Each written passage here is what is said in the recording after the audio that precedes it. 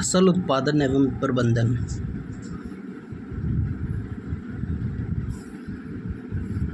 ग्रीष्मावकाश में पहेली एवं बूझो अपने चाचा के घर गए। उनके चाचा एक किसान हैं। एक दिन उन्होंने खेत में कुछ औजार देखे, जैसे कि खुरपी, दराती,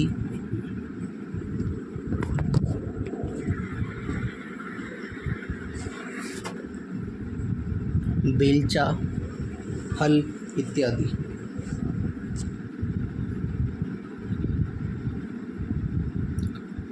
मैं जानना चाहता हूँ कि हम इन औजारों का उपयोग कहाँ और कैसे करते हैं।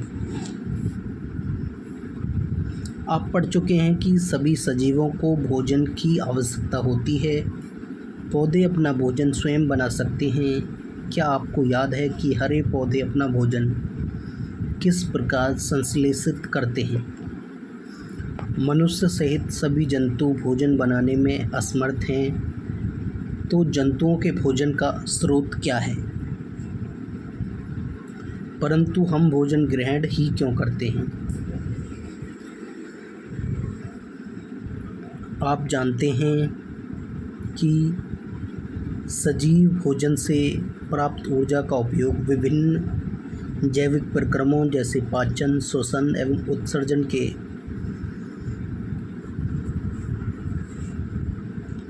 संपादन में करते हैं। हम अपना भोजन पौधों अथवा जंतुओं या दोनों से ही प्राप्त करते हैं।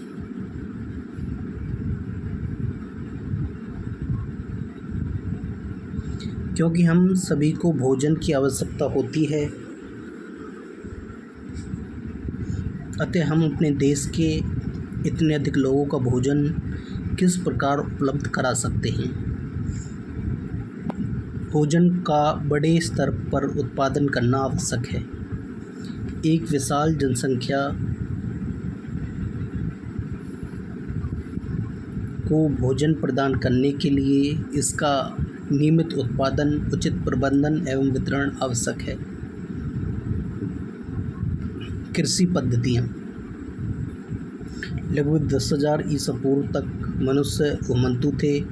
वे एक स्थान से दूसरे स्थान तक भोजन एवं आवास की खोज में समूह में विचरण करते रहते थे। वे कच्चे फल और सब्जियां खाते थे और उन्होंने भोजन के लिए जंतुओं का शिकार करना प्रारंभ किया। कालांतर में खेती कर चावल, गेहूं एवं अन्य खाद्य फसलों को उत्पादित कर सकें, इस प्रकार कृषि का प्रारंभ हुआ। Welcome to KK academy. KK academy में आपका स्वागत है। आज बात करते हैं फसल उत्पादन एवं प्रबंधन। क्लास 8 NCERT SST है ये। जब एक ही किस्म के पौधे किसी स्थान पर बड़े पैमाने पर उगाए जाते हैं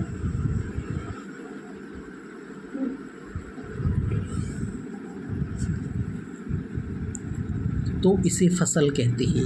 उदाहरण के लिए गेहूं की फसल का अर्थ है कि खेत में उगाए जाने वाले सभी पौधे गेहूं के हैं। आप जानते ही हैं कि फसलें विभिन्न प्रकार की होती हैं, जैसे कि अन्न, सब्जियां एवं फल। जिस मौसम में ये पौधे उगाए जाते हैं उसके आधार पर हम फसलों का वर्गीकरण कर सकते हैं।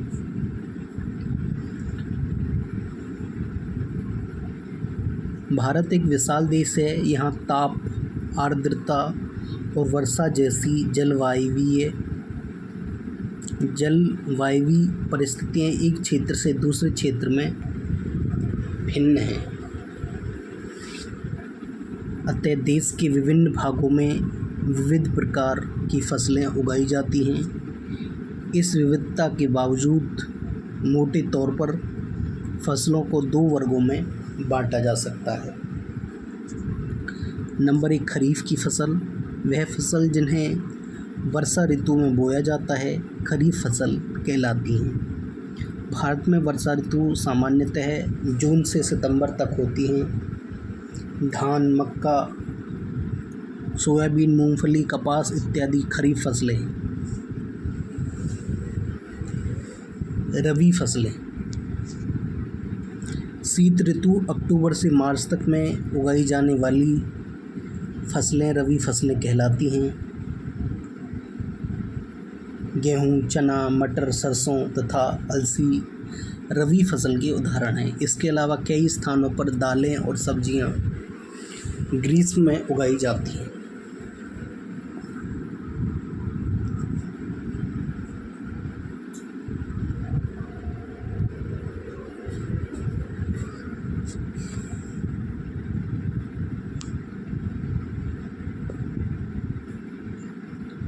आधारित फसल पद्धति।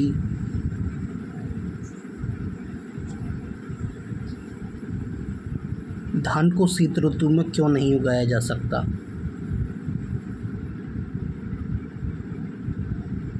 धान को बहुत अधिक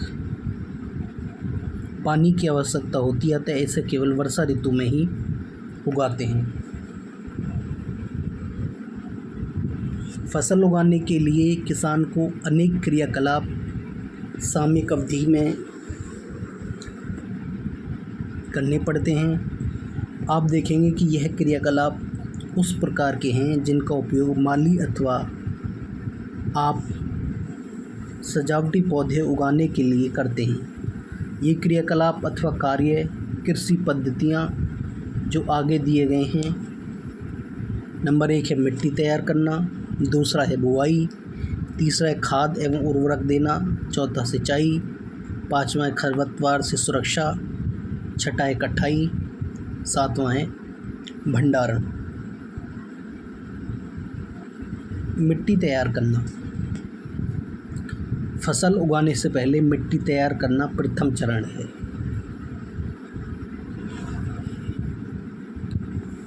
मिट्टी को पलटना तथा इसे पोला बनाना कृषि का अत्यंत महत्वपूर्ण कार्य है। इसमें जड़ें भूमि में गहराई तक जा सकती हैं।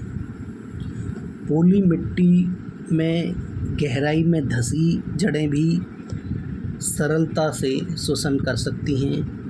पोली मिट्टी किस प्रकार पौधों की जड़ों को सरलता से शोषण करने में सहायक हैं।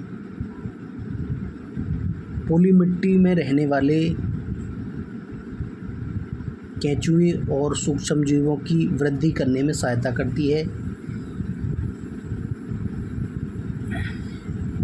ये जीव किसानों के मित्र हैं क्योंकि यह मिट्टी को और पलटकर पोला करते हैं तथा ह्यूमस बनाते हैं। परंतु मिट्टी को पलटना और पोला करना क्यों आवश्यक है? आप पिछली कक्षा में पढ़ चुके हैं कि मिट्टी में खनिज, जल, वायु तथा कुछ सजीव होते हैं। इसके अतिरिक्त मृत पौधे एवं जंतु भी मिट्टी में पाए जाने वाले जीवों द्वारा अपघटित होते हैं। इस प्रक्रम में मृत जीवों में पाए जाने वाले पोषक मिट्टी में निरुक्त होते हैं। यह पोषक पौधों द्वारा अवशोषित किए जाते हैं क्योंकि ऊपरी परत के कुछ सेंटीमीटर की मिट्टी ही पौधे की वृद्धि में सहायक हैं। इसे उलटने, पलटने और पोला करने में पोषक पदार्थ ऊपर आ जाते हैं और पौधे इन पोषक पदार्थों का उपयोग कर सकते हैं। अतः मिट्टी को उलटना, पलटना एवं पोला करना फसल उगाने के लिए अत्यंत महत्वपूर्ण है।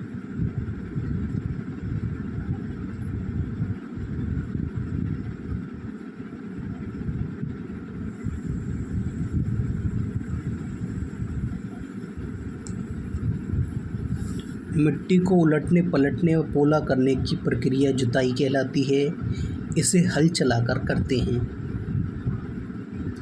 हल लकड़ी अथवा लोहे के बने होते हैं। यदि मिट्टी अत्यंत सूखी है तो जुताई से पहले इसे पानी देने की आवश्यकता भी पड़ सकती है। जुते हुए खेत में मिट्टी के बड़े बड़े ढेले भी हो सकते हैं। इन्हें एक पाटल की सहायता से तोड़ना आवश्यक है। बुवाई एवं सिंचाई के लिए खेत को समतल करना आवश्यक है। यह कार्य पाटल द्वारा किया जाता है। कभी कभी जुताई से पहले खाद दी जाती है। इससे जुताई के समय खाद मिट्टी में भली भांति मिल जाती है। बुआई से पहले खेत में पानी दिया जाता है। कृषि औजार। अच्छी उपज के लिए बुआई से पहले मिट्टी को भुरभुरा करना आवश्यक है। यह कार्य अनेक औजारों से किया जाता है। हल, कुदाली एवं कल्टीवेटर इस कार्य में उपयोग किए जाने वाले प्रमुख औजार हैं।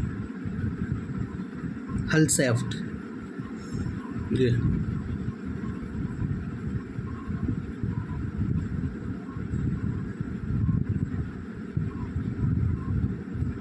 ये फाल है।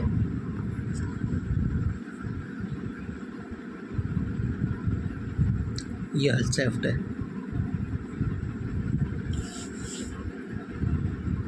हल।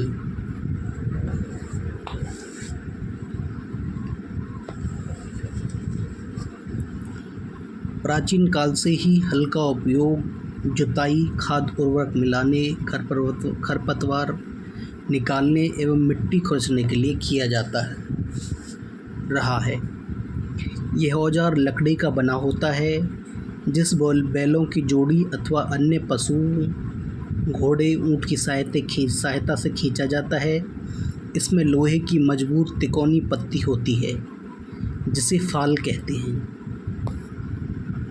हल का मुख्य भाग लंबी लकड़ी का बना होता है, जिसे हल शाफ्ट कहते हैं।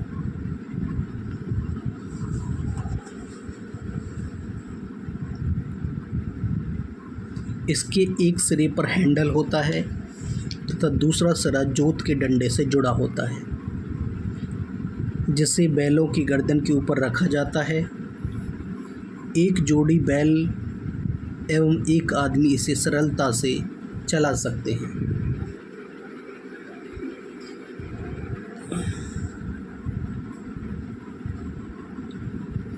कुदाली। यह एक सरल औजार है जिसका उपयोग खरपतवार निकालने एवं मिट्टी को पोला करने के लिए किया जाता है। इसमें लकड़ी अथवा लोहे की छड़ होती है, जिसके एक सिरे पर लोहे की चौड़ी और मुड़ी प्लेट लगी होती है।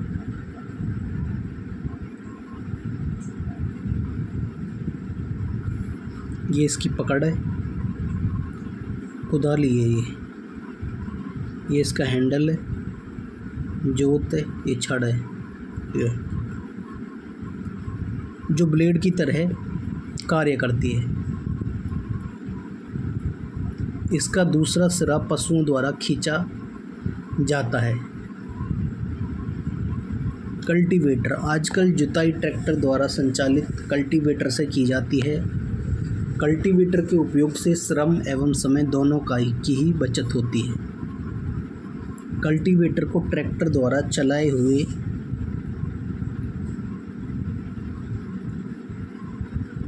बुआई फसल उत्पादन का सबसे महत्वपूर्ण चरण है।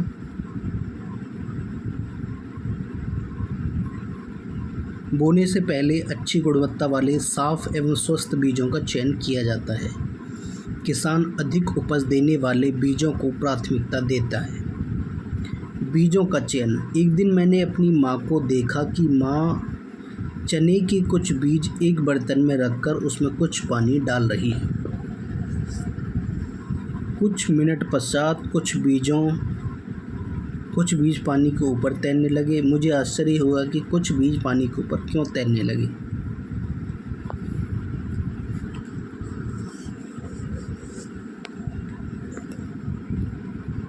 क्रियाकलाप 1.1। एक बीकर लेकर इसे पानी से आधा भरिए। इसमें एक मुट्ठी गेहूं के दाने डालकर भली भांति हिलाइए। कुछ समय प्रतीक्षा कीजिए। क्या कुछ बीज जल के ऊपर तैरने लगे हैं? जो बीज पानी में बैठ जाते हैं वे हल्के हैं या भारी हैं? क्षतिग्रस्त बीज खोखले हो जाते हैं और इस कारण हल्के होते हैं, अतः यह जल पर तैरने लगते हैं।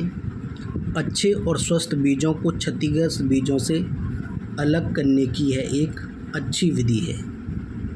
बुआई से पहले बीज बोने के औजारों के बारे में जानना आवश्यक है।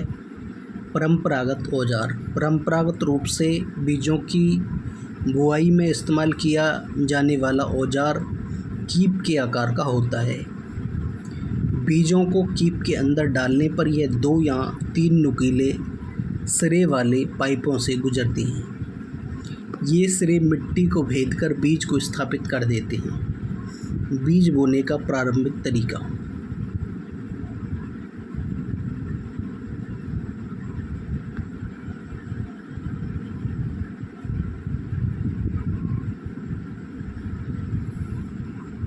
Seed drill. आजकल बुआई के लिए ट्रैक्टर द्वारा संचालित सीड ड्रिल का उपयोग किया जाता है। ये है सीड ड्रिल।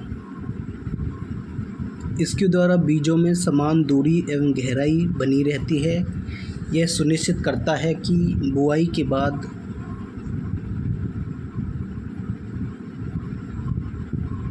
बीज मिट्टी द्वारा ढक जाए। इसमें बीजों को पक्षियों द्वारा खाए जाने से रोका जा सकता है।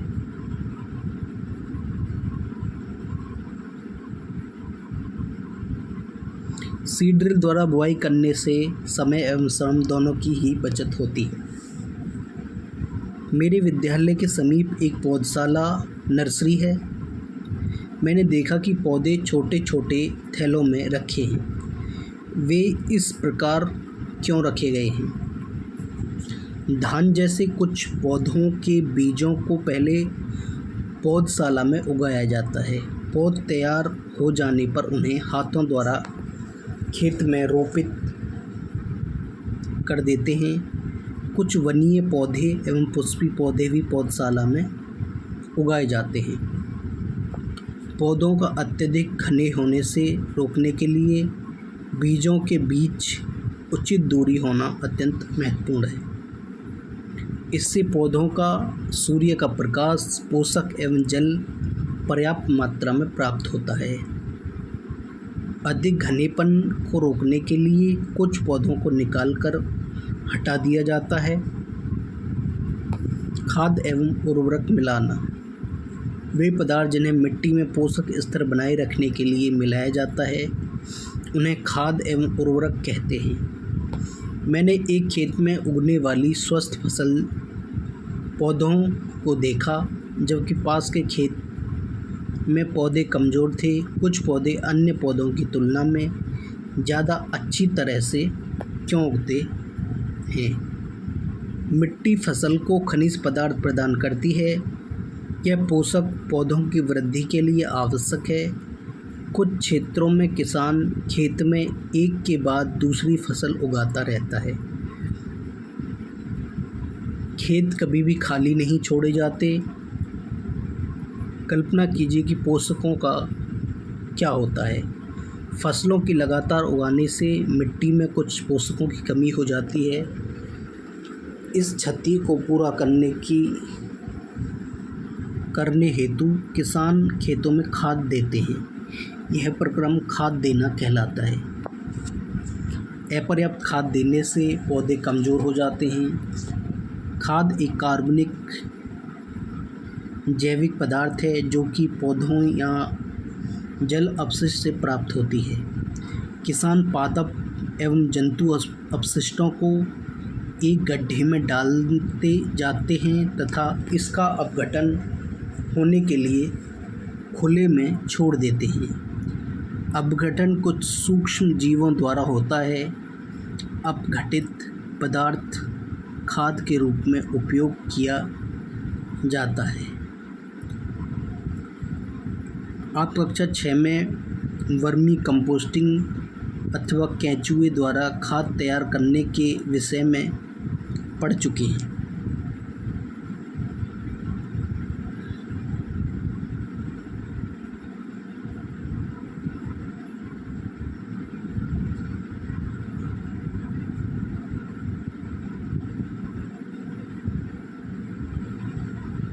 आज इतना ही रखेंगे। Thank you for watching this video. Please do like, comment, share and subscribe the YouTube channel.